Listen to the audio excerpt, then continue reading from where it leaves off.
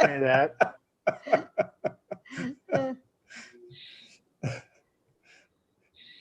That's one of the better saying I'm things. not in the Gen X category. You know, You're honorary. You are definitely honorary because you used it right on the money. that is great. Hi, Vivian. Hi, Sarah. Hi, Debbie. Who else do I see? Cheryl, Christian, Elgin, John. That's all I see right now. Oh, Hi, Vivian. Good to see you. nice to see you as well. I, I tell you, I had a memory come up today from, or somebody had posted a thing from Martin Luther King Sunday several years ago with Mark Stover and the Northwestern Choir, and I'm going, I want to be singing. Oh, yeah, Oh, you bet. Let's see. Okay, there we go. reality. Yeah, it's great. It's great to see you all. Let's see. Well, Christian, do you want to bring us into a little bit of where we're going tonight, and then open us with a piece? Yeah, absolutely. All right. Well, it's great to see all of you. Welcome to our Faith and Justice Forum for February. This is the first of 4. We will have one this month, March, April, and then May. And just to kind of, I think we might have, did we mention some of this in our podcast? I can't remember if we did, but No, we have not done that. Okay, all right.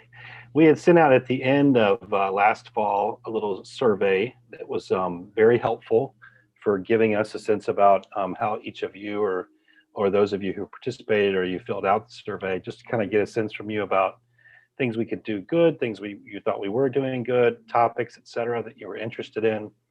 And so we kind of took that feedback and put it into the hopper, as they say, and we submit a couple of adjustments.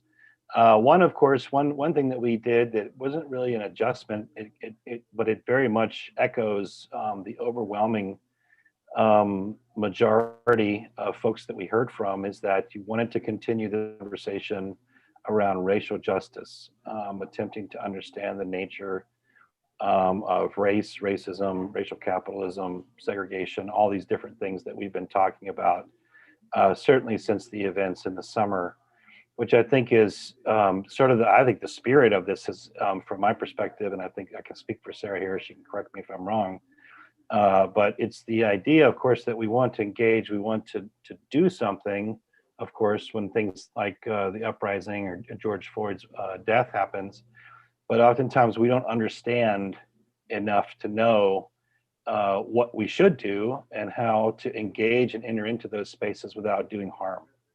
And so I think part of the idea was to begin to educate ourselves, to root ourselves, to understand what happened, why something like that would happen, and why it doesn't just come back. It's actually always sort of there, oftentimes just under the surface, oftentimes on the surface, and oftentimes jumping out of the surface. So that was sort of the spirit of that, and I think many of you have appreciated that. One thing we did here was that we had given you some pretty dense materials to work with in the fall, and you would have really appreciated having more time to process some of that. And so what we've done is decided to weave in for these 4 sessions.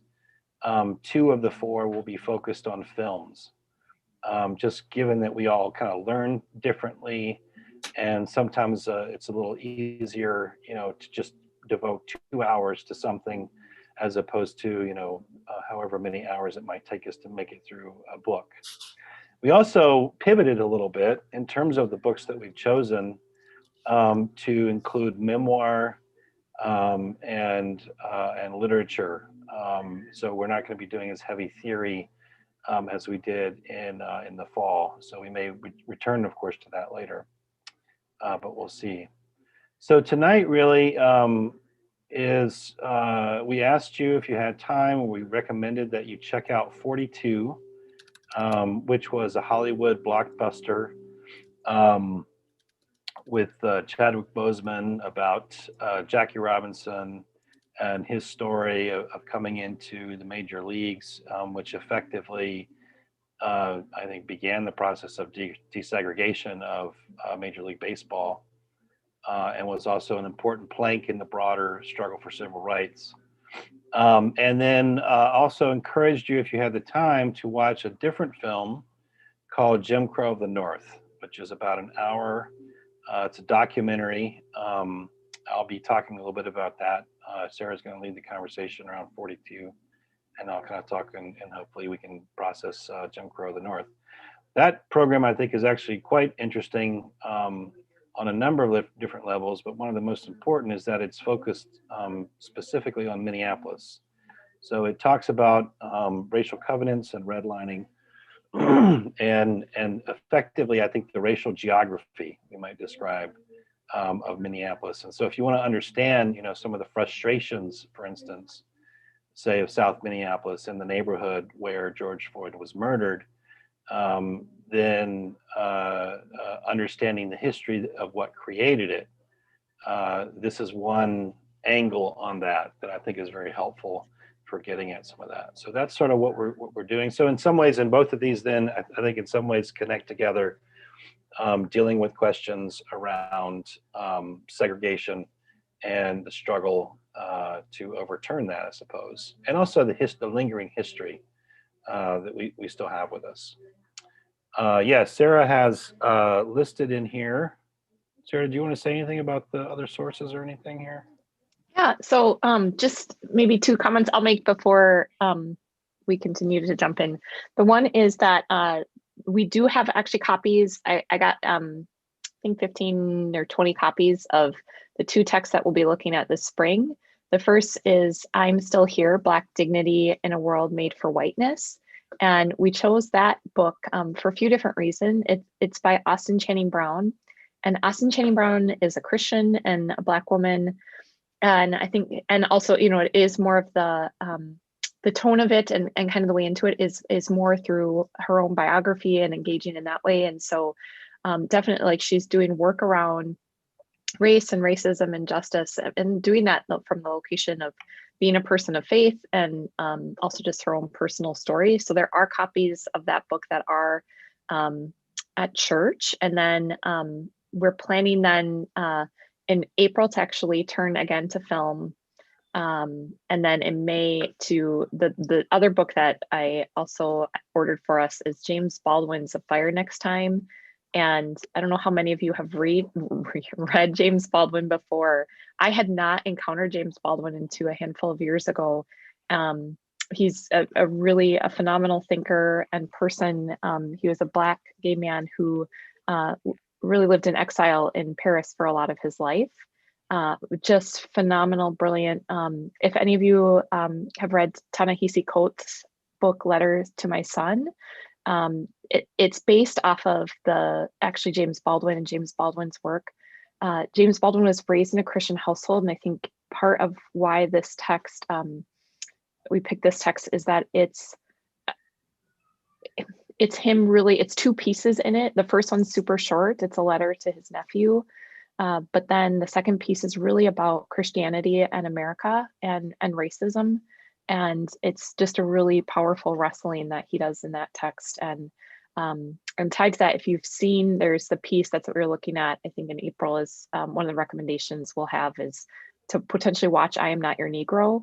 If any of you have seen that piece, he's just a really heartfelt and searing critic and thinker. So those will be a couple of the pieces that are coming down the pike that we were wanting to explore together. So thanks everyone though for your feedback and everything.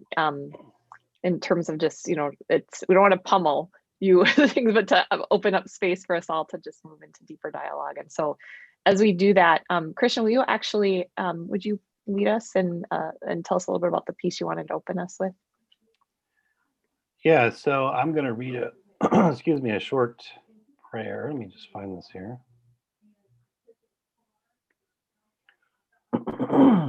And excuse me, I've got something in my throat here. Give me just one second. I will say then, as he's coughing, it is Black History Month, so happy Black History Month to everyone. And part of what we wanted to do tonight, even in framing this up, is that if you've had the opportunity to go to DC, to the African American History Museum, one of the things that they really intentionally did was that it's not, it tells a robust story about both oppression but resistance.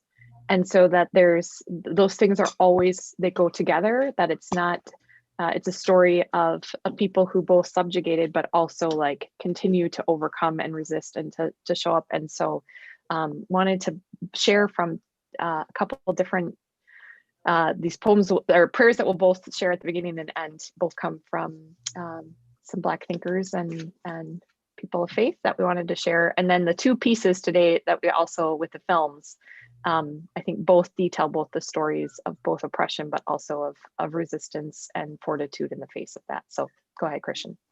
I allowed you a very long cough. Thank you. I appreciate that. Hopefully that will suffice. We'll see.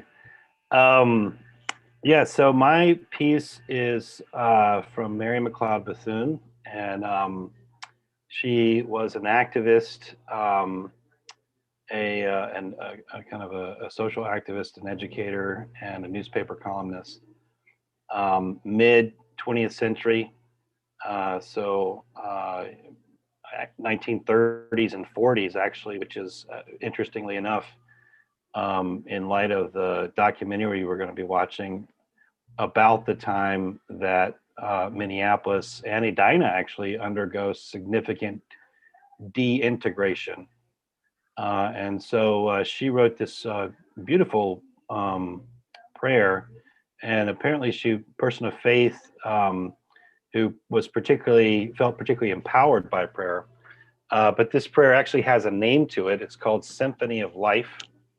And so I just want to ask you to enter in and let me pray for us as we get ready to start. So let's pray together.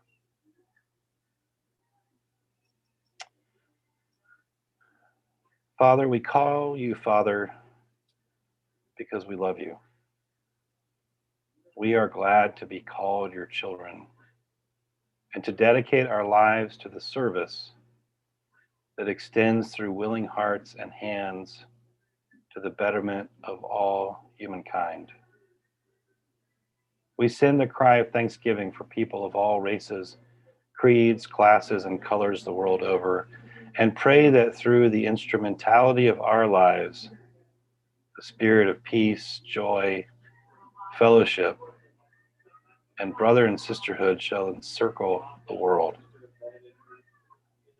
We know that this world is filled with discordant notes, but help us, O Father, to so unite our efforts that we may all join in one harmonious symphony for peace and brotherhood, justice and equality of opportunity for all people.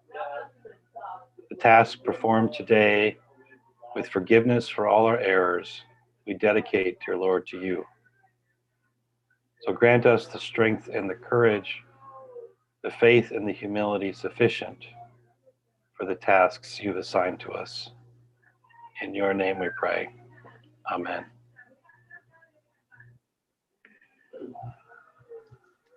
Great. And I just put that in the chat in case anyone wants a copy of that prayer. And I changed the these and thous and also updated the gender specific language for the most part. Well, the prayer we're going to close with tonight will present a different facet. So it's called When Mama Was God. So anyway, let's jump into 42. So first of all, who are the baseball fans in the house other than Blue? It's jumping on me. I see you, Barb. Who else? I see you. Hi, Randy and Angie. Oh, I see Cheryl. Okay. So how many of you, who has seen 42 to date? Has anyone seen 42? Okay. So quite a few of you have actually seen it, even if you're not Andy Garber's baseball enthusiasts. So I just wanted to open it up just for reactions. I think with this film, just wanted to, for those of you who've seen it, some of you may have known the story from just knowing a little bit about baseball history or US history. And I guess maybe I will just say, by way of just a couple pieces of introductory commentary in case you're less familiar, the film 42 is tracks the career and kind of the early stages of Jackie Robinson, number 42. That number is retired throughout the baseball, Major League Baseball. And my spouse has a shirt with the number 42 that he appreciates the subtlety because not everyone knows what it's referring to, but it is indeed referring to Jackie Robinson. Jackie Robinson, came into the league at a time when, as a Black baseball player back in the 40s, the segregation and racism was incredibly real and dramatically impacted his life and also the lives of other athletes of color, which now, baseball has become a richly diverse sport in practice throughout the world, but particularly in the United States and the MLB, you see the diversity just continuing to increase, but at one time that decidedly was not given at all. And so it details and follows a lot of the hardships and obstacles and racism and violence that Robinson faced, while also, playing the game, and what happens in those spaces too, as white colleagues and persons are wrestling with what to do with this incredible, talented Black man who's come to play. And so that's just a little bit of an intro to that film and a little bit of what it details. The late Chadwick Boseman, as Christian mentioned, played Jackie Robinson. So for those of you who, an impact on his family, and Debbie notes also that she read the biography. So for those of you who have seen it and or just know the story, like what are things that have stood out to you? Things that you would, if there's particular things you'd love to hear other people reflect about. I just want to treat this kind of like an open forum for everyone. So Cheryl, I saw you, go ahead and jump on in. I was so impressed with the character of the manager. And I don't know how much of this was Hollywooded in the movie, but Jackie kept saying, "Why are you doing this?" And really, when you think yes, Jackie Robinson had to be strong and remarkable, but who really made it happen was this manager, and who woke up one morning and said, this is what I have to do. And I was just really thinking of how it needs. I was thinking about World War II and wondering if people could have stood, the people not being discriminated could have stood up more like he did. It was pretty amazing. We've watched some documentaries about the whole thing since. Well, actually, it was the baseball. It was Ken Burns' baseball, and they talk about that. And one of the things that struck me about that too, because I had that same thought about Branch Rickey, and but in the documentary they talk about he wanted to win, and he knew this is how they were going to win. I mean, he did take that huge risk, and it wasn't a popular thing, and he knew all that came with it. But ultimately, it wasn't because he had this like awakening. It was really because he wanted to win. He did it for his own reason. Yeah. Enlightened self-interest, right? Yeah, right. Well, yeah, and to jump in on that, at the very beginning when he was talking with one of his administrators, it was also about the money. He saw that there was a huge audience and he thought, wow, there's a big audience here and we could actually make some money. So there was a little bit of self-interest there, it felt like. Yeah.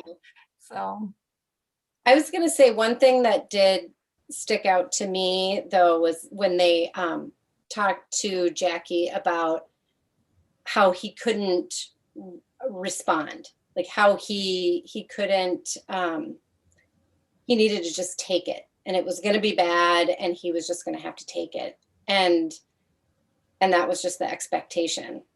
Mm-hmm.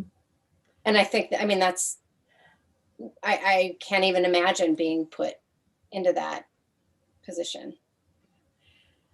I didn't, I watched it when it first came out in the movie theaters, and I remember one of the things that struck me so strongly was how much his wife had to deal with as well, and the lack of dignity afforded this really remarkable couple, these people, it was kind of eye-opening to me, because to me it's like, you treat everyone with civility. Well, I guess you don't. So that was eye-opening to me. Thanks, Vivian. Yeah, others and Elvis, yeah, feel free. Like if someone says something and you want to jump in and talk more about that, that's great. Yeah, that's what I remember, Vivian. And that's why I put in the chat the impact on his family too. Like, and I think about even like the Super Bowl where you see the families of the players now come out on the field and stuff, and his family was never allowed to really enjoy his success. And yeah.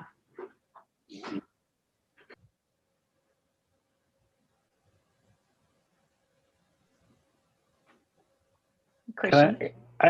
One of the things that strikes me is it is interesting because money and race always collide sort of in interesting ways, right? That I mean, because I was just thinking about, as we were talking about what's happening right now with the NFL, sort of finally kind of coming around after what happened in the summer. And on a certain level, there was sort of there was an economic shift that I think led to those decisions. It wasn't necessarily because it was the right thing to do. It was the right thing to do, but I think they sort of realized that they needed to make that shift. And so I just was thinking about the comment about, the manager bringing Jackie Robinson in, and it's a striking how these two things intersect. That there's more than there is racial hatred and animus, but there's more than that at stake. It feels like. John, you unmuted yourself. Yeah, along Christian's comment there, a friend of mine who's over at St. Andrew's Lutheran Church, as they've wrestled with race issues, I'm not saying this is all they've done, but he introduced me to a YouTube series called Uncomfortable Conversations with a Black Man. And it's a former, I believe, NFL athlete who plays the black man, who is the black man, who's fielding questions and giving stuff back. Highly recommend it for some interesting glimpses into it. I don't know if they're, I think I watched it through like the first 4 episodes of it, but what sticks in my mind is that, what's his name, Goodell, I forget his first name, but the commissioner of the NFL. Roger. Roger Goodell. You're welcome. Thank you. You'll be old someday too. No, just because I've already admitted that I'm not the most sporty person here, so I just was very pleased. So continue. There you go. So he's talking about Roger Goodell is being interviewed by the black man, and he's talking about the need for the NFL to apologize to the players, and that they have. And the reason I'm bringing this up is that who knew that Roger Goodell's father was Charles Goodell, a senator back in the day, and that had been active in race relations going back. And so it's almost like the heightened awareness, the tipping point, whatever, of this last summer created some opportunities for people to think through where they stand on some of these issues. So I came away from hearing Roger Goodell go through basically the NFL apology. It totally readjusted my thinking about his role in all of this, because he was not shy at all about the need to apologize and the need to recognize that the NFL has a lot of black players. So it was, anyway, something good if nothing else, something good to go listen to. And they're short little 10-minute interviews. We watched it when it first came out, and then we rewatched it again not long ago. And somehow, the first time around, I missed all the biblical references, but there was lots of scripture in it, which I loved this time hearing that. And then at the beginning, it seemed like the manager was really into it for money.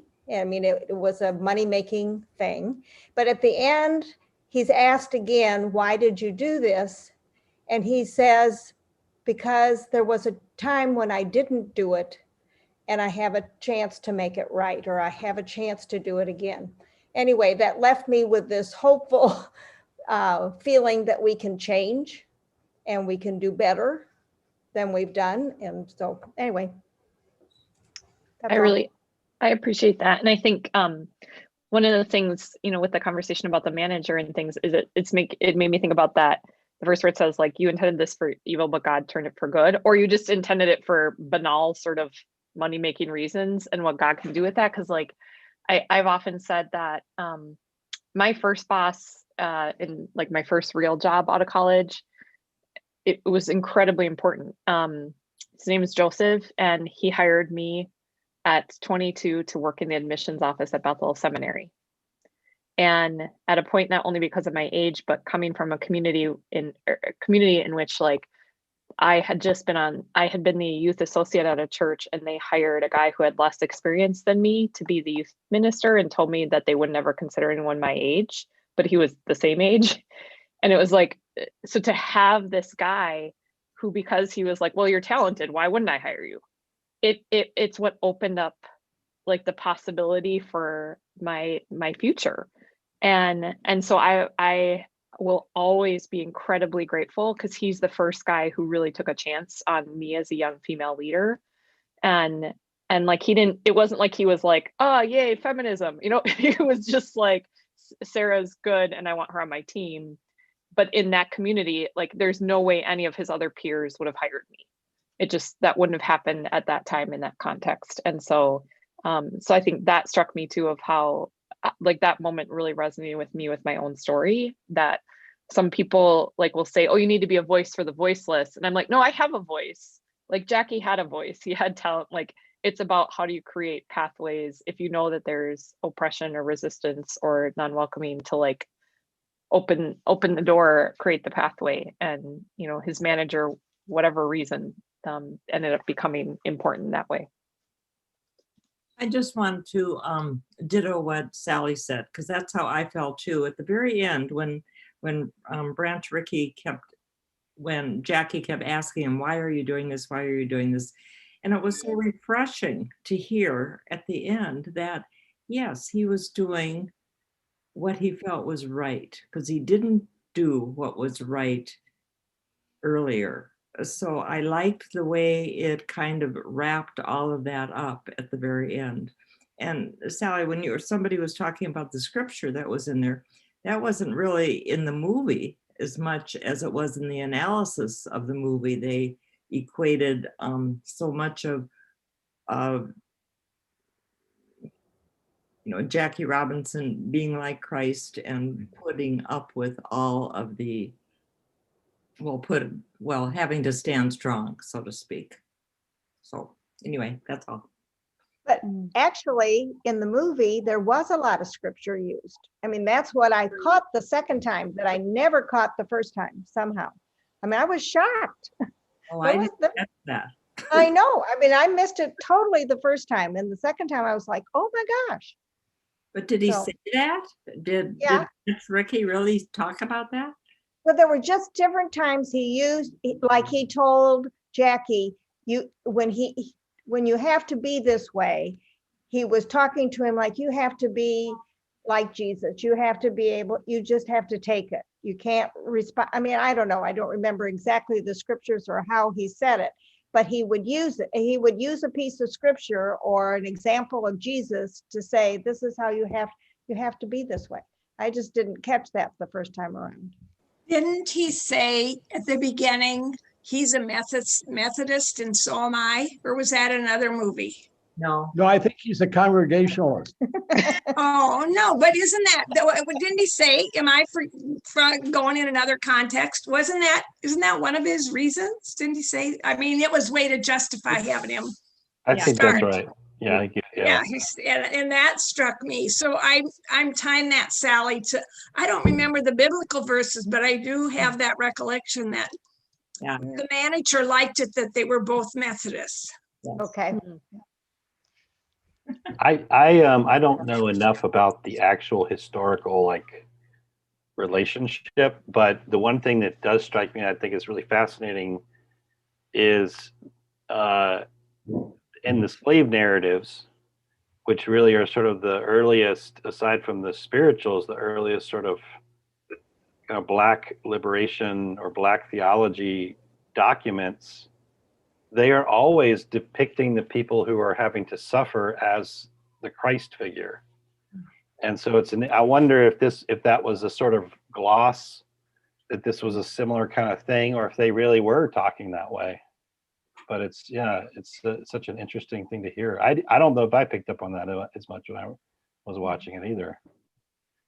I enjoyed the movie, but it was a rich, powerful white guy taking care of a black guy that didn't have much power at all. And maybe that's just life, and we got to keep seeing movies about that. But it was another one of those. It very much, it's one of those that once it's pointed out to you, you notice a lot in Black films. It's the Black person who was exceptionally great being a Black person, that they overcame and fit into a white world somehow. And that's supposed to be very redemptive, when in reality, they're only there because the white person finally allowed them in. Yeah, exactly. It's a different way to look at the story from their perspective. Right. I think it's Elaine? interesting. I think it's interesting to note that this is going on today. I've heard conversations on the radio and the news about the Black coaches in the NFL, some very, very capable, successful coaches, and they never get a chance to be the head coaches, unlike their white counterparts who oftentimes are raised having the same kind of background experiences, not necessarily even as good, and they become head coaches.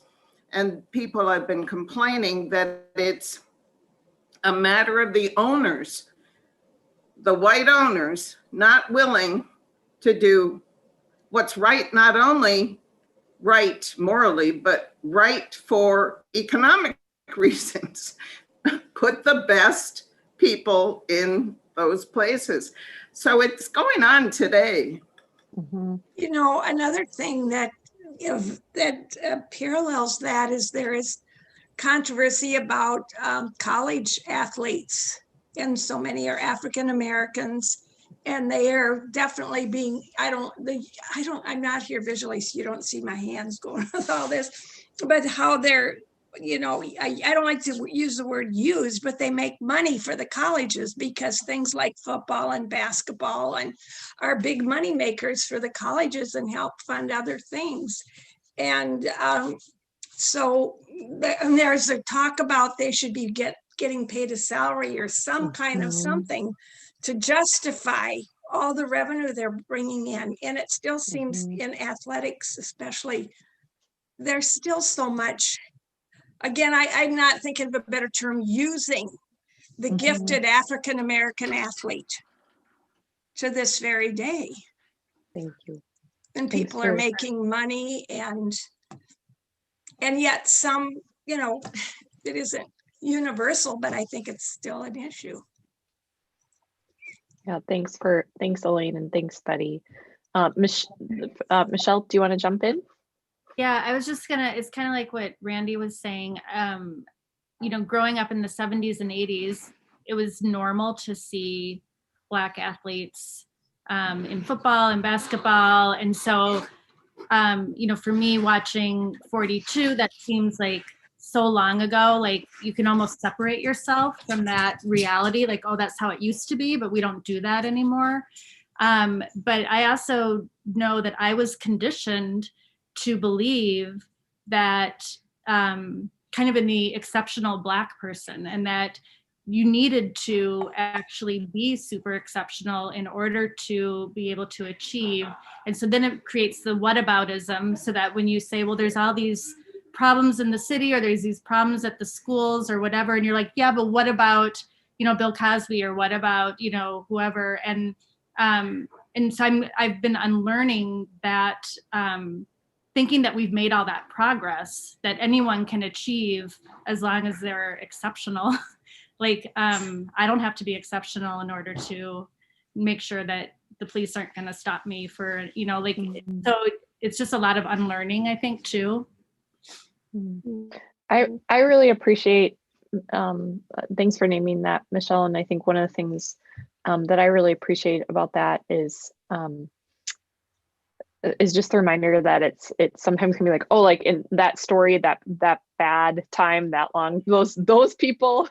And yet I grew up in a family, I like to joke about how because I don't really watch sports, but I grew up in a family that was super sports. Like my grandma Joey, the last thing I said about her was she loved 3 men in the world: Jesus, my brother Luke, and whoever was on the current Minnesota Vikings team. And so I grew up watching a lot of sports, and it is still to this day, you hear the way that race impacts conversations about the quarterback, for instance, and who's a fit quarterback. And I remember as a kid, I think it was when Warren Moon was a quarterback, who was a Black man, and I would get super nervous when he was playing, because I didn't want him to throw an interception or something, because I knew just from what I was hearing from the adults around me that there was doubt. It wasn't just about like his talent as a person. It was about like, as a Black man, is he actually as qualified to be the rational leader, which we know that the quarterback's supposed to be. And that's why I would get so nervous for him when he was quarterback, in a way, that I didn't for other quarterbacks. And so just like recognizing like the way that the impact of racism on how, like, my own experience of watching sports to this day, and how it impacts, who's behaving badly or not, and these sorts of things, and continuing to wrestle with that. So thanks for naming that too. Cheryl, go ahead. Yeah, it reminds me what you said about growing up. I thought it was a stunning thing that they did in that movie with that little boy in the game, and all the people around him were saying bad things, a nigger and whatever. I don't need to repeat whatever they said. And then he jumped in, and I just thought, this is such a visual of how we learn. This is how we learn, is from everybody else, all sides of diversity. And then he yells out something, but then later on, you can see he's really conflicted, because he's going, what's the deal? Why are people doing that? I thought that was really important. Yeah, you're right. Yeah. Other things that maybe even takeaways for you, that as you're thinking about like your own life and the moment and time in which we live, calls for us as people of faith. Go ahead, Donna. Yeah, I was going to say, I was struck a little bit about how when they were someplace where there was a bathroom that said colored, and he said, we're not in Pasadena anymore. And so I was thinking, so were there regions of the country that was a little more quote unquote woke or different? Or, I mean, you always hear about how the South really took the longest time to really come to terms with segregation and racism. Was the West Coast really more at that time, quote unquote, enlightened? Or did they just kind of live in an area where there just wasn't? I mean, I'm just curious. It just made me curious about how, if that colored versus non-colored, where people could go and eat and go and spend, go and visit, whether that was more really just in the South and other parts of the country wasn't like that. Because that line in the movie made me really think about that. We're not in Pasadena anymore. There was a podcast called Seeing White that explained it this way, Donna, that there isn't less racism in the South than the North per se, but it's a different brand of racism. Mm-hmm. So in the South, it's characterized as you can live close, but you can't get too high. And in the North, you can go as high as you want, but you can't live too close. Sure. So- I mean, when we start talking about Jim Crow of the North, we'll see. Yeah, exactly. That's going to come into play. But yeah, so yeah, that's interesting. Yeah, because I think in the North, it's more overt, and in the South, it's very, it's kind of the way it is. When we moved to North Carolina, I was in the end of 4th grade, and I still remember waking up in the car as we're going through this town and saying, wow, look at all the Black people, because I lived in small town Minnesota before that, and I honestly had never seen in person a Black person when I was in 4th grade. And so the reason I bring that up is because my brothers were athletes, and they would have over, I was the youngest, and they would have their friends over, and we were told by people in the, just interested people who were watching out for our interests, that was not acceptable, and that, they should not be doing that. And of course, that was so startling to me and to my brothers. And, so we just sharing a little of that experience. I think to address your question, Donna, the overt racism of separate bathrooms, separate restaurants, sitting in the back of the bus, pretty much was south of the Mason-Dixon line. Yes, there were definitely differences between regional areas in the country, and I don't believe California was part of that. Well, and actually, this is great because this provides us a bridge into the second. And just to make a comment before kind of we dive into the, I think a good way of thinking about it is a kind of complicated tapestry. The American society, and I think we could look at plenty of other places in the modern world and say it's racialized, but the topographies are a little different. So in the South, clearly, you have Jim Crow, you have not just de facto but de jure overt segregation, and specifically to create, as a continuation of slavery to a certain extent. Right. So this is the economic part is kind of wrapped into that, I suppose. One of the great things about the second piece that we asked you to take a look at, how many of you, by the way, had a chance to watch this? Okay, a few of you. All right. If you haven't had a chance, it's only an hour. And because it deals with, are any of you involved with the Mapping Prejudice Project? Okay, so Deb, I was wondering, also, Angie, are you as well? Okay. No, I was just oh, cool. Trevor was. I was like, that's so great. No, I was. And Elgin was waiting on it. Yep. What are you talking about? Yeah, my dad's done a lot. Okay, so you've been involved with Mapping Prejudice as well, Elgin? Yeah, and it was fascinating, absolutely fascinating. I looked at over 1,000 deeds, and some of the terminology that they used to describe who was excluded was just nasty. I mean, there was added emotion to the thing. I mean, it was just that. For those who don't know, could someone say just a sentence about what that project is? Go ahead. Go ahead, Michelle.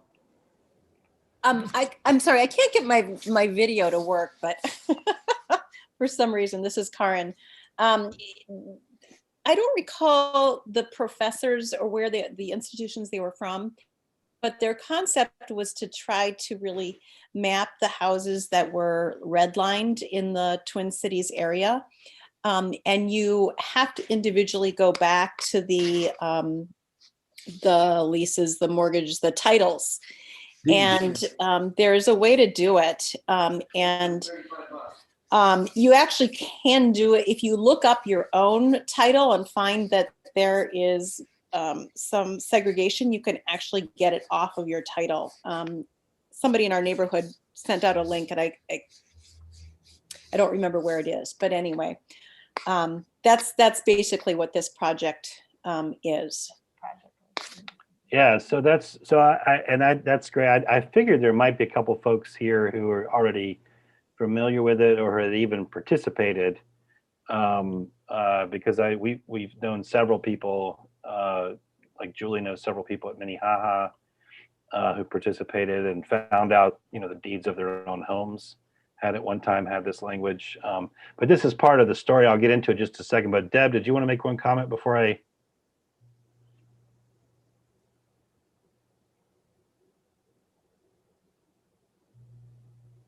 Like she's frozen for the moment. I was like, I think, Okay. I thought she was maybe being deeply introspective. Yeah.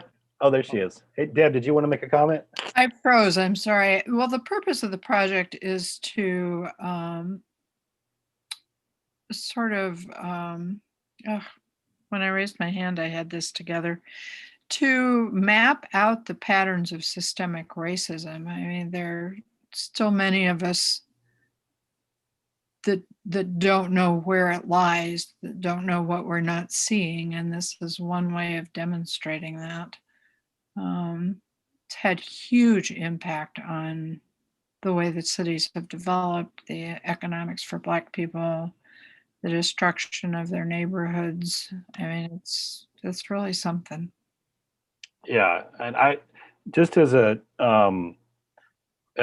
backdrop to this, and I'll just make a few comments, and then I think opening it up for us to talk about it.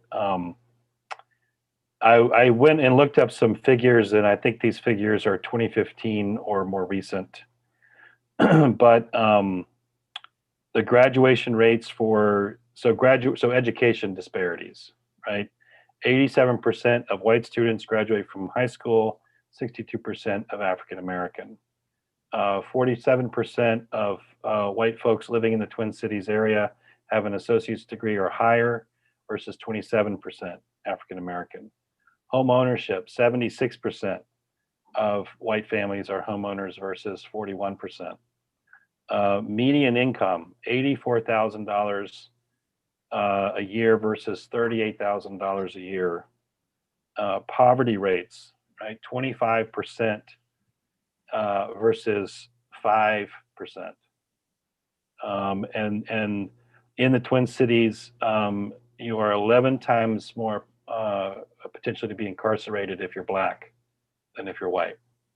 So those are all sort of the patterns and disparities and elements then that create precisely the kinds of things that we experience in the summer, right? And precisely the kinds of things that activists and communities have constantly been struggling against and dealing with. And so there's a lot of personal stories woven into that. But I think one of the things that this documentary puts its finger on is the profound role of housing disparities, right? And that at the root, in many ways, of a lot of these different other disparate, like massive gaps, is the issue of home ownership. And they tell a little bit of the story of the fact that, and to a certain extent, Minneapolis was somewhat more enlightened, maybe in the 19th century up into the early part of the 20th. And then from pretty much, it looks like at least the dates that they mention on their piece and the ones that I found in other sources, it's around 1909 that the animus, I suppose the animus that was already probably there, comes up onto the surface. And this is when we have the attempt to throw a Black family out of a predominantly white neighborhood, and they refuse. And so within, I think that was October 1909, and then they tell the story that in May of 1910, for the very first time, we have a racial covenant. And so a racial covenant is what we've been talking about, which is written into a deed and basically says who you are not allowed to sell your house to.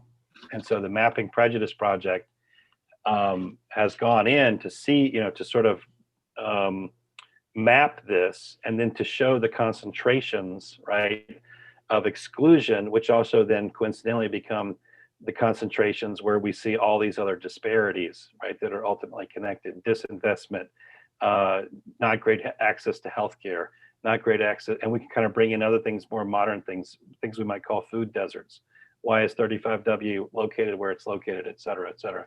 So there's a whole, it's like a cascading effect, basically. And they talk about how then the racial covenants become an initial tool, and then that tool evolves into redlining with the help of the Federal Housing Authority and the invention of amortized mortgages and things like that. So anyway, that's sort of the story. And and in this case, it's kind of interesting because it's a little different than 42. And I think it kind of functions on several levels. One is that 42 tells a story back then, which is great. And you can't always see the tendrils and how they stretch up into now. But this is a story about back then, and you can they're very concerned to make sure that you kind of understand how the dots connect with the present reality. I also appreciated it because it's pretty straightforward that it wasn't just the South's problem. The entire country is racialized. And it's just that the forms of the racial regimes in different regions are different. So anyway, with all that, I think I'll step back, and it would just be interested to hear those of you who've had a chance to see it or have participated in the project, your thoughts, comments, questions. I have a comment because one of the critical things that dawned on me, and I forget if it was in the movie or not, that affected the Blacks was they could not accumulate wealth. They were limited to bad parts of the city that did not appreciate, and they couldn't buy homes in areas where property appreciation happened. That was limited to the whites. And so they were constantly without assets, constantly then in poverty. And it just reinforced the whole fact that they were underprivileged. Even though if they could have bought homes, they would have accumulated wealth. Sorry. Another thing that struck me is how they made decisions about construction of the highways, particularly both 35W and 94, and where there were functioning neighborhoods where there was a sense of community, and broke that up. And I noticed especially the Rondo area, which was divided and harmed greatly by the 94, that it was just in the last couple weeks, there was a plan in the paper of how they're trying to recreate some kind of a connection across the north and south, something that Mayor Carter is working on. Because he said, I don't know if you saw the article, he said that his family was directly impacted by that. And I think it was his grandfather owned property in Rondo that he had lost because of that building of 94, and how it impacted the Rondo neighborhood. And there's an elementary school there on the south side that so I've known some people involved with that. So anyway, that's a piece of it too, is how the neighborhoods aren't respected in terms of the people in power making decisions about highway construction that impacts life, livelihood, job opportunities, neighborhood, community, so forth. So I just today, I was listening to the radio for a little while, and I'm not quite sure who it was, but someone was talking about the Rondo neighborhood, and they're proposing to put a lid over. Yeah. That's what I was talking about. Yeah, to join the two sides back together, which that'll be interesting to see if that goes anywhere. that's one point. And then the second thing, I had a question. In the NPR show, or TPT show, it showed a display somewhere of with the maps on it and a lot of other data having to do with this project. And I wondered if anybody knew where that display was, or if it's still around somewhere, or. I feel like I saw some of that at the Museum of Science, but there may be other installations that they were drawing from. They didn't. Are you talking about particularly the maps with the redlining and the colors? Yeah. And But there was it was a whole display. It was of the homeowners in the Prospect Park area that were the first people to try to get into that neighborhood, and then I don't know, but I thought maybe it was the historical museum. Yeah, that's what I wondered. Yeah, I just thought I'd ask. Yeah, I think they'll see it in the mapping prejudice site. Okay, yeah, good idea. So Elgin, do you, from your experience, do you know when did the racial covenants start phasing out? It was like 1946. No, it was later than that. Like 53. That's why I said, or later. I think it was later. I think it was 60s. It was 53 or 57. It became law that it was illegal, but I think it took another few years before it really.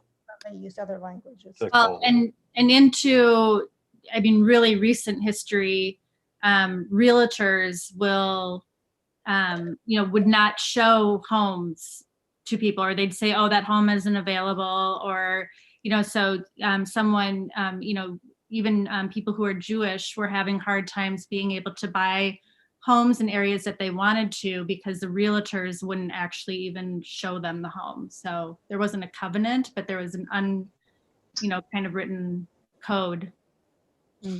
Paige, you unmuted. Yeah, once it was outlawed, in written law to have those racial covenants as, additional deeds for houses were being authored, it just transitioned to being, a different form of racism, where the bank was really the one in charge of, you're not going to get the loan. And I mean, that really continues through to today. People who, there's been, a lot of studies about people who go in to get a loan from a bank that are, equally as qualified as their white counterparts, and those Black people aren't offered loans. And that's part of the reason why in my neighborhood in South Minneapolis, there was a lot of movement after the Tulsa massacre. A lot of folks from Tulsa actually settled around 38th in Chicago, what is George Floyd Square now. And along 38th Street, there were a lot of flourishing Black businesses, and we were starting to see more of that generational wealth in this area.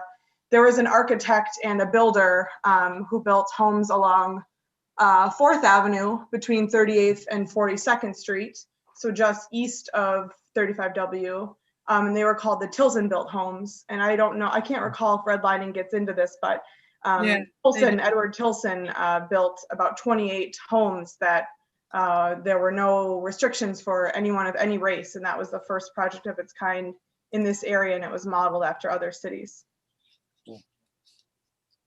I read that Minnesota was one of the first states to have fair housing, and that Mondale had a lot to do with that in authoring the bill. And in 1968, it was illegal to discriminate in housing. And I thought that was interesting. It took that long, really, for something to change. I would argue it hasn't changed. Well, no, but at least it became illegal. Yeah, and there is an interesting history behind that too, because I was reading another piece that was specifically about Edina, and they talk a little bit about Minnesota, and I think the state legislature tries to pass some fair housing legislation in the 1950s, but it's consistently circumvented by realtors and bankers, et cetera, until you get that Fair Housing Act in 1968, I think it is. I know there's a Don, I want to get to you just 1 second. I just want you to know I put in the chat the 35W Heritage project, which deals with sort of the history and how this intersects. So it's sort of back into that racial geography of the cities element. It looks like Paige just put something in here. Paige, you want to say anything about that? Is that the Tales of Built Homes? That's about the homes and what she was just talking about. Okay, all right. Hey, Mhm. go ahead, Donna. Thanks. So one of the things that was really disturbing to me about watching that show last night was the mob mentality that happens within the neighbors. It just was so emotionally disturbing to see how, I mean, I think in some instances there were thousands of people that were like protesting outside of these people's homes and, you know, and committing acts of violence. And I mean, there was so much pressure. I can't believe that those first families in 1908 or whenever, you know, when the show started, they actually stayed there. They held their ground and stayed there, regardless of that pressure from the neighbors in Prospect Park. But also later on, when a family bought supposedly a legitimate home that was near homes that had covenants but didn't have a covenant itself, they were driven out by their neighbors. And it just is so embarrassing for me to think that that kind of stuff still happens today. I mean, the people who ransacked the Capitol, it was that same kind of mentality. It was that same kind of thinking, that fear, or that having that wrong information being fed them about, you know, what's real. And it's kind of like that worried me even more than, you know, the politics of it or the money making part of it. I mean, people were doing these covenants because they wanted to sell them and they wanted to make money, right? But the thing that was most disturbing was that the people of Minnesota, the people, were horrible. And I think that was, you know, I think one of the women that were being interviewed quite often, she talked a little bit about her ancestry and how she felt a little complicit, you know, her, you know, by, you know, her family was probably complicit in what was going on. And, you know, she felt bad about that. But I don't know, I just felt really bad about listening to all those stories about how the community and how the city just really treated their neighbors. It was horrible. Well, I heard someone from this project speak. And one of the points they made was not that the goal was segregation. The goal of all of this was to get the people to leave, period. They wanted a white community. Right. Yes. When I watched the movie, I was so shocked when I saw my neighborhood on one of those maps. I grew up in Edina, and my friends all lived in Country Club. My family just brought tears to my eyes. So yeah, complicit. Thanks, Cheryl. Yeah. You know, Cheryl, when you drive through Country Club, I was surprised to see how many BLM signs there were on lawns all throughout Country Club. That people, obviously it's a good change to see. Well, we're all learning. Another thing I noticed was the way the Black people in the film were dressed. Did you notice how middle class they looked? Yeah. Nicely dressed, or actually, I don't know if I say dressed wise, but dressed like they were going to the office. And I'm wondering if these people had good jobs, well, they got the good jobs that they could afford to buy these homes that weren't available for them, but they all sure looked nice. Did anybody wonder about that? Well, I think the reason that the racial covenants were created, in fact, was precisely because it was clear to residents who did not want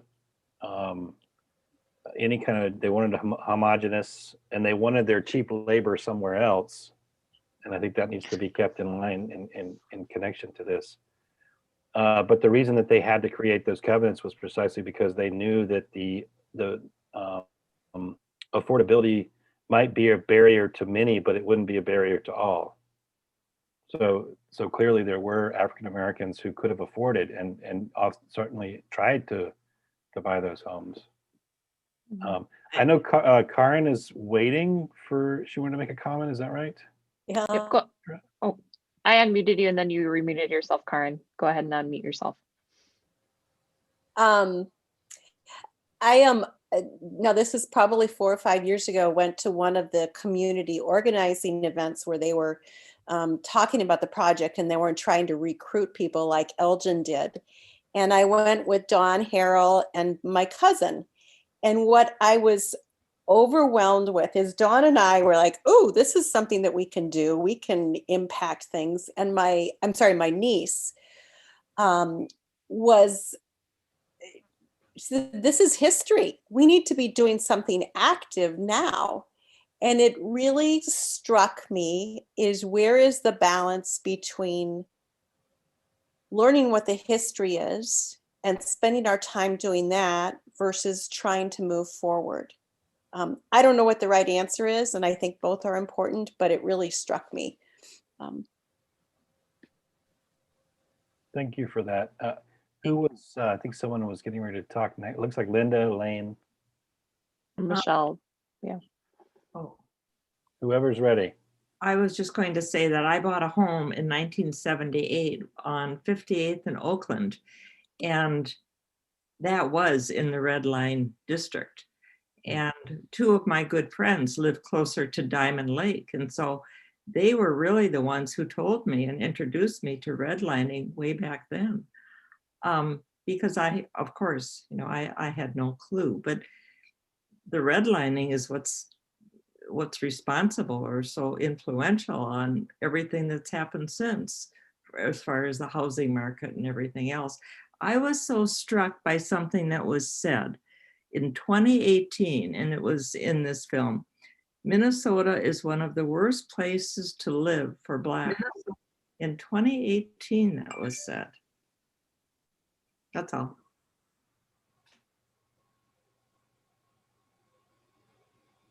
Go ahead, so Elaine. I think I go next. Okay.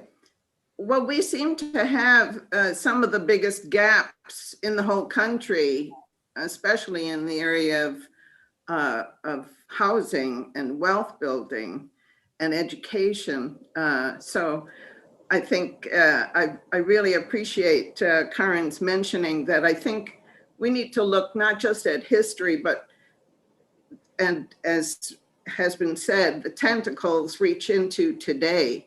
And what are we doing as a church? You know, I think of the fact that we were fortunate enough to build a luxury living housing right next to our church. And we have benefited from that to the tune of multi-million dollars. And I'd like to see us think about ways in which we might be able to invest that, the proceeds from building a luxury complex to helping build wealth and housing and house ownership in the communities in our town. So I'd like us to have a conversation about that. I also wanted to mention that there is a discussion, presentations and discussion being sponsored by the Federal Reserve called Racism and the Economy, a focus on housing. And this is going to be on March 1st from 2 to 4.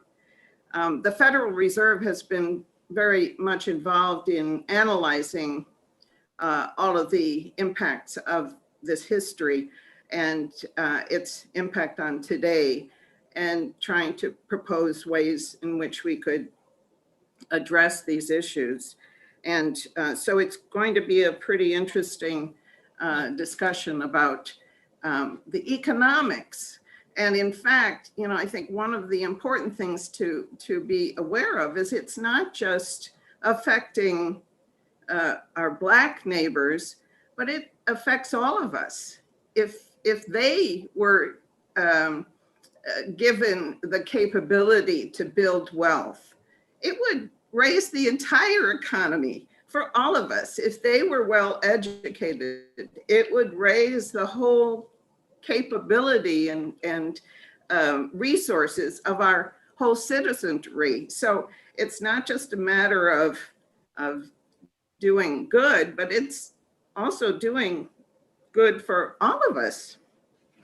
So that's my soapbox. Thanks, Elaine.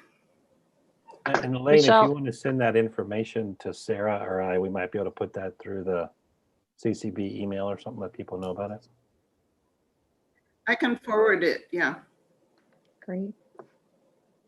Michelle, did you want to jump in? Yeah, I mean, I watched the Jim Crow of the North again today, and I'd seen it before, and I just remember thinking, you know, like how horrified I was by people protesting on somebody's yard. But I kind of think, you know, like what Karen was saying, you know, what that was history and we don't do that anymore, but what ways do we kind of do that? And, you know, the term NIMBYism, which is not in my backyard, that's where like a lot of white liberals have been able to be progressive in who they, you know, care for and whatever, but they actually don't want proximity, kind of like what Randy was talking about in Minnesota or in the North compared to the South.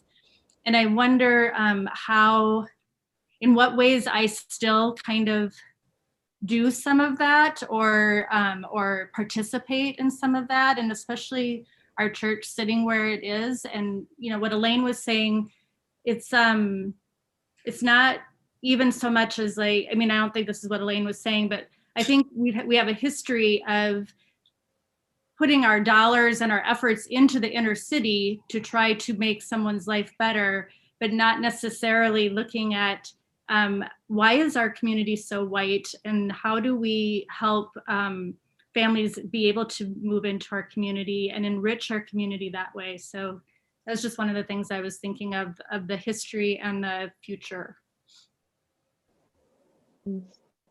So I don't know if anyone else was waiting to talk. Go ahead, Angie. One of the things. Oh, there's a little bit of an echo. That I've long thought is the difference between how schools are funded. I don't know. Is somebody? I'm not sure what's going on. I'm going to mute everyone else. So give me just a second. Okay.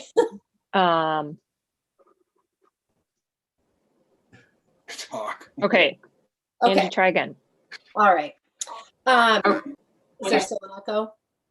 No.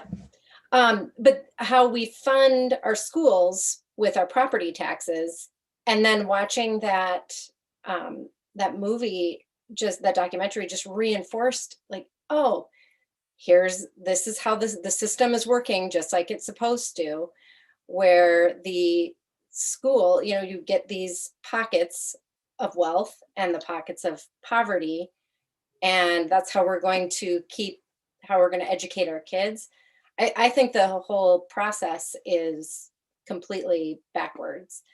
And so Karen, I totally hear you when you say that. And I think that's one of those things like, okay, are there changes that can be made to what we're doing now based on what we did before? I think, go ahead. Who's going to go? Well, I was Betty, just go ahead. Say both Angie and what you were saying.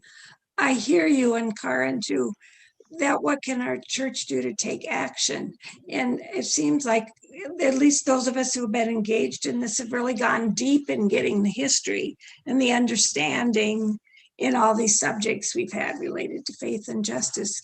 and that it's time for us to move into some new kinds of actions. Maybe we could start by changing our name. Oh, there you go. Well, and that's what. Yeah, I would. Oh, go ahead, Sarah. I'm sorry. Well, actually, I think to that question, you know, and that wrestling, I think, I mean, yes, actually, right? Like that's part of why though the learning and leaning in on these conversations about history, you know, I'm thinking a lot tonight, and in view of that documentary about the book we read this fall, The Color of Law, and how, you know, one of the big arguments throughout that text is that whenever we as a people think, oh, this is just how it is, it limits our imagination and our capacity to dream about a different world and to actually make a different world possible, right? We get stuck in that. And just a couple notes then on this front. One is, if you can see this picture sort of, it's not great because it's reflecting here. This is from a book that I own called Chapters in the City History of Edina. If you couldn't tell from my gloriously reflective page, this is one of Edina's many Black pioneering families from the 1890s. And in my dissertation, that's one of the things in the introductory chapter that I talk about, is how actually part of the history of Edina itself, even though, and some of you know this, but Edina shows up in a lot of books related to the concept of sundowner towns, where it's not safe for people of color. And Edina shows up frequently. Edina's been, I think, in many ways unfairly scapegoated for all, like, right, even growing up as a non-Edina kid in the era of Mighty Ducks, like we knew the Edina kids, like that was where racist people, like that was where all the, you know, bad stuff, which is not true, right? It's just fun to scapegoat some of y'all for the rest of us. But like these sorts of things where, like, even though that's been how Edina has been known in terms of, even with the racial covenants and the legacies of that the earliest history of Edina actually is that of being a Quaker village, and that the Quakers and Episcopalians, there were actually quite a few formerly freed slaves who came to settle in what is now Richfield and Edina. And in fact, in the 1898 general election, J. Franklin Wheaton was an African-American elected to the Minnesota House of Representatives representing District 42, which includes all of Edina. And so just like the ways in which I think being able to like lean back in, and I'll put in the source for this book and a couple other sources, leaning back into like remember our histories that this got constructed. And so then also, how do we lean into how we can deconstruct it? And along the ideas of name change, for instance, some of you've heard me talk about this, but in 1900, William Jennings Bryan's acceptance speech, his central, I hate that word, tenet of his campaign was an anti-imperialist stance. And in his acceptance speech, he has 4 points that are anti-colonization and anti-colonialism from a Christian perspective. And so even these notions where we say like, oh, like people are rewriting history, they just decided 2 years ago that colonialism is bad. Like these sorts of things have been part of our parlance and our language, but there have been intentional movements that we saw in the early 20th century, or 21st century, early 20th century, sorry, precisely to erase and then make it normative as if there weren't other worlds or other possibilities. And so I think particularly as Christian people, what does it mean to both remember and reclaim history, which we see throughout the entire Bible, you know, keep remembering the God of Abraham, Isaac, Jacob, remember what God brought you from, so that we can reimagine a different world. And I think that I appreciate your challenge, Elaine, and others, of how can we then prophetically live that out in our time and space. And that's my prayer too. Are there any, we're kind of getting down, we want to be aware of our time, and Sarah's going to lead us in sort of a closing devotion. Are there any closing comments or questions or reflections or things that folks would like to contribute? Elaine?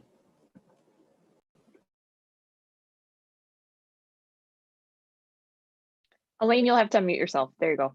There you go. Okay. Just wanted to mention there are a lot of things on PBS this month relevant to all of these discussions. But one of them that I'm looking forward to is on the Black church. And I think it's going to be an interesting, give us insight into how our Black neighbors have been able to be resilient and patient and effective during all of these centuries of oppression through many of them through the church. And so I think it's going to be an interesting and uplifting thing. It's on February 16th, called, I think it's called The Black Church. Great. I'll put that in the footnote or the notes here too. John? You know, there's a book that I'm reading right now, and Sarah can tell me if this group has read this book or not, but it's called Caste. If everybody's We already, collectively haven't read it, but I saw Linda's hand. Linda's read it for sure. And Sally as well. yeah, there's more to the title than that, but it's and it is, as the name implies, it's modeling American culture after the caste system in India, and it actually helps me a lot understand and put some meat on the bones of systemic racism, and as does now having a better understanding of redlining and racial covenants, etc. And it is this need to keep a certain part of the population down so that your part of the population of the culture is superior, and it's so alive and well today. And to the question of what can we be doing actively now? I think it is name change as a start, and I don't think this group should give up on that at all. Got to find the right way forward. But and as a church, I think partly you are doing it. The steps are here in terms of learning more, deeper dives, and out of that will come some thoughtful solutions to how we can not be a white savior, but how we can just, not cling to our need to be the superior caste. And I just ditto what he said, and I just finished Caste. It's a very hard book to read because it's a documentary. It's just, I could only read so much because it was quite depressing, actually. So thank you, John, for mentioning that. Yeah, those are great words, John. Is there one more? It looks like Elgin, did you have a comment? Yeah. Elaine and Karen had kind of said, it's good to learn and listen and all, but maybe we need to get into some form of action. I think what you and Sarah are doing with what you're doing tonight is fantastic, but maybe we need to couple that with what are we going to do as a church? Changing our name is one thing, but what else can we do? How can we organize ourselves to work on that? Well, I don't think that's the question, Ed. I would say changing our name is one thing. It's also one very small thing that we can't seem to do yet. And so I feel like we have a little bit of work still to do before we really do launch ourselves in. But I agree. I did want to say, I put something in the chat, a link. It's a couple up. It's Minneapolis 2040. And this is the comprehensive city plan, which is specifically meant to address this history of redlining. And it's, I think, been adopted by the city council, et cetera. I wonder if it wouldn't be worth our while to, kind of spend a little bit of time looking at the kinds of strategies that the city is planning to employ. And then we might want to think about, well, what could a church take from that as potential strategies and ways for us to do good in the neighborhood? Because I think it sounds like, you know, that folks really are excited, and there's people out here and groups who have done some of that thinking and have come up with some interesting strategies and tactics, and maybe that would be a way for us to move beyond learning, you know, which we're going to have to continually do, but maybe into more of an action mode, which it sounds like folks are definitely excited about. So anyway, check that out. Sarah just reposted it. Thanks. And then my question is, how do we get more people involved in this? It feels like we're singing to the choir in a way, that the people that come are already interested and want to talk about these things and are open to it, and maybe are even a little further along than that. And yet there's so many that don't come. And how do we get the message to them? And I invited and I tried, but they didn't come. Sarah, did you want to take that one? Did you?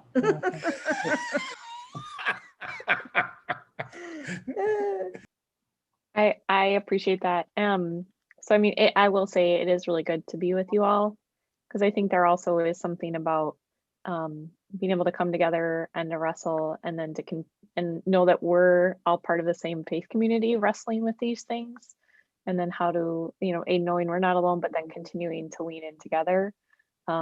And you know, as a ministry team, some of the work we've been working on is we've been working with a consultant who does diversity, equity, and inclusion work. And I think one of the things I would love to see is tied to what you're naming, tied to what you just named about the project for Minneapolis, Christian, is, you know, when we have our annual meeting and when we have these things, like, what does it look like to have intentional planning that we want to build towards, that's tied to what's our work, you know, what's our work as a community of faith that we want to do both internally, but also in how we show up in the world and embody the work of justice. So I'd love to see us work towards more intentional kind of like, here's our 3 to 5 year, like, here's some of our inner work that we want to do, and here's some of the ways we can do that. I have been having some conversations with Jim Bear Jacobs, who's a part of the leadership of the Minneapolis Council of Souls Christian Council of Churches.